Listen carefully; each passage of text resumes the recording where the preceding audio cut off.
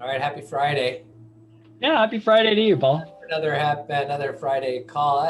I I don't see the Seahawks background up. I We know. moved on. It looks like. I've moved on. Like I don't even know about that anymore.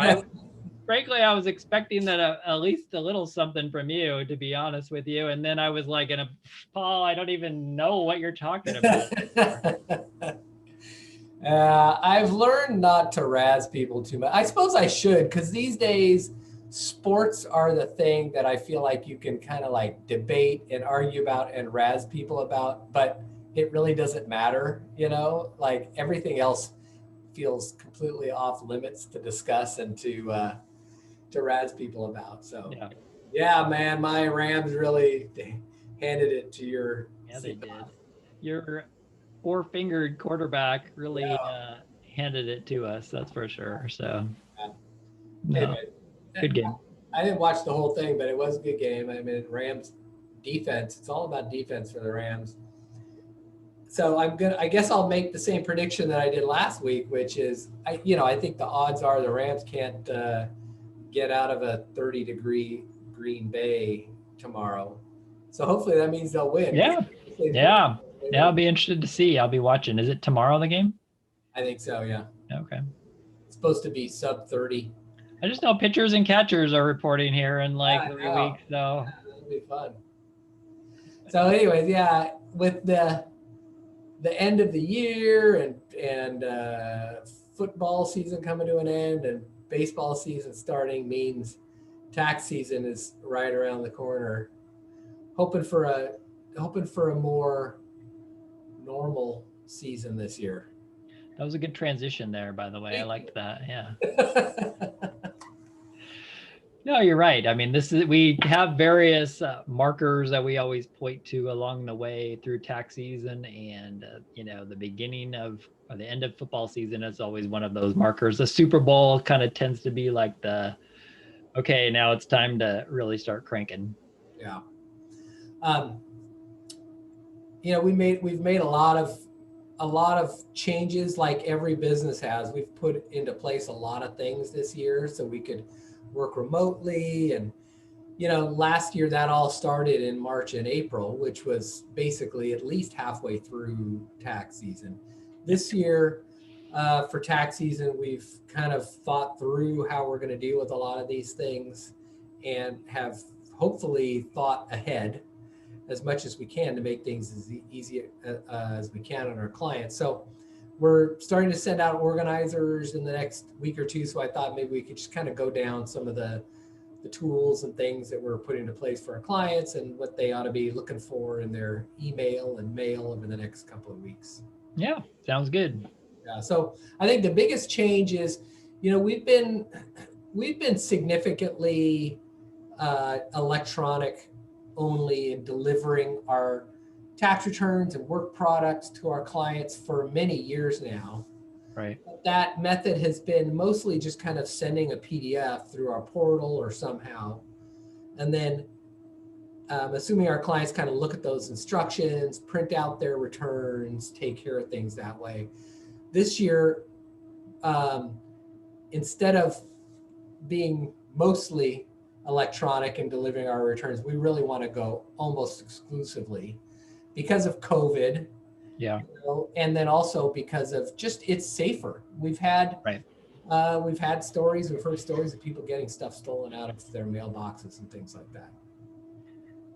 Yeah, so we definitely are pushing as many people as we can to more of an electronically delivered system. Like you said, we can deliver it more securely. You always have a copy of it. There's no need to necessarily put it in a box or a filing cabinet and store it away. So just having it, you know, on your computer as available, or if you need a copy, we can easily transition one to you. So really not a lot of need for keeping a paper copy or version of your tax return. I think people are used to dealing with things this way now. Sure. I refinanced my house a couple months ago. It was completely electronic. Everything's just uploading documents and docu-signing documents and everything like that. So, Yeah. so, uh, so when we're delivering tax returns, we're going to be using a product this year called Safe Send Returns. It's made by a company that basically makes these types of products for CPA firms. And the great thing about Safe Send and Return is our clients, when we're done with their tax returns and are delivering them to them, they'll get an email with a link, and this system basically walks them through each step of the way of reviewing the tax return, taking the time to look at the tax return, downloading a copy, uh, electronically signing the e-file authorizations, paying their taxes that are due with the tax return, and then even paying their estimated tax payments each quarter and getting a reminder that those are due. So it's a really slick system that we hope our clients are going to kind of love the way it just walks them through the system. Yeah. Yeah, I mean, we've taken a look at it and done some demos, and it seems really slick. I mean, it really does step you through the process, and you click on the next section, it'll bring up, what do I owe? And then you click the next step and how do I pay it? And it really is very helpful, as if a person is there, just like you said, when you refinance, they're always just saying, here, sign here, and so having that in the delivery system, I know we've talked to other firms, and everybody has said this is one of the best ways to deliver a tax product. Yeah, lots of other firms. You and I are both really involved in California Society of CPAs. We know lots of other firms, and we know we've heard nothing but good things about this over the last few years. So I think this will be great. Yeah. And then we'll be leveraging DocuSign for engagement letters and e-file authorization forms that don't necessarily go through Safe Send Returns. We'll be using DocuSign to make that quick and easy for our clients. It's interesting. That was one of the things that the IRS kind of gave temporary approval to us to get these e-file authorization forms electronically signed instead of wet signatures. Yeah. I can't imagine anybody's going back from that. No, no, definitely not. And then we've used a portal system for for delivering things back and forth with our clients in the past, but it's been pretty cumbersome. Some of our clients, we do a lot of work for, multiple partnerships and things like that. And having a portal, like a permanent portal where documents are stored permanently, makes a lot of sense. But for other clients that we just interface with, once a year or occasionally, we all have passwords and usernames that we can't keep track of. And it's been cumbersome, I think, for our clients to use that portal system. So we have a new system where we can basically transmit things securely to our clients with a link that they get like a code. So it's secure that way. But at the same time, they don't have to learn how to use the portal. They don't have to remember a password and username and things like that. So that's another tool that we're going to be leveraging this year that I think will make things easy for our clients. Yeah, for sure. Definitely. I know that the portal, I liked how it was organized a lot better than our old previous product. So I do think it's going to be very helpful. So over the coming weeks for our individual tax clients, they're going to be getting our engagement letter. They're going to be getting the tax organizer sent electronically. And I think I just want to kind of communicate to our clients that tax organizer is helpful for us.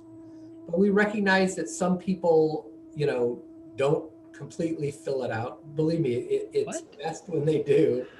It's best when they do. But for those that don't, we can still work around that. I think we're less efficient, but we can work around that. But what we do have to have is the questionnaire. We need, that is pretty crucial to us, making sure we are taking care of the things that need to be taken care of. And so we have an electronic version of that questionnaire too that our clients can fill out on their computer or on their phone. It's just a link to a website that we have set up. I think that the organizer is so helpful when they do complete it, because it's like a double check. We obviously get their tax documents or their 1099s, but having it on the organizer as well, it just allows us to double check that, hey, we're all on the same page here as far as, are we missing anything or are we not?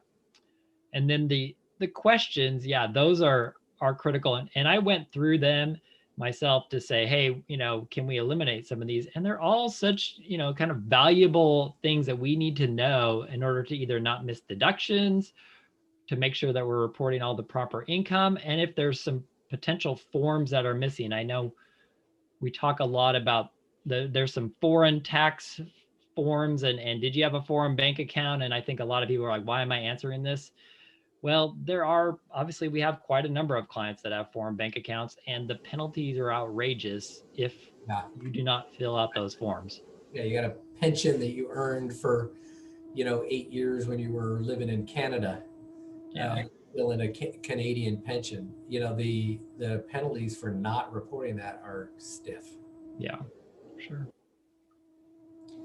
So I think that's kind of what we've got in place to try and make things easy for our clients. I think overall it's important to note we're just trying to make things easy. So any special requests, anything our clients need, we encourage you to reach out to us, and we'll do what we need to do to make things as smooth as we can for you. I think, one other thing that I wanted to mention too was, some of the clients mail in their information to us, and we'll review it, we'll prepare the returns, and then we'll kind of go over them afterwards. Another want to meet with us, and we're really trying, I think, not to do in-person meetings this year, and we've come up with some good alternatives. I think we use a product called Microsoft Teams, and we can actually do a video chat in the same way that we're doing this here. If clients want to review their documents with us specifically, or want to talk through their current tax situation, I think we've gotten used to it, and we've used it a ton since last March, and have really found that, hey, this is a good way to communicate if we can't be in person.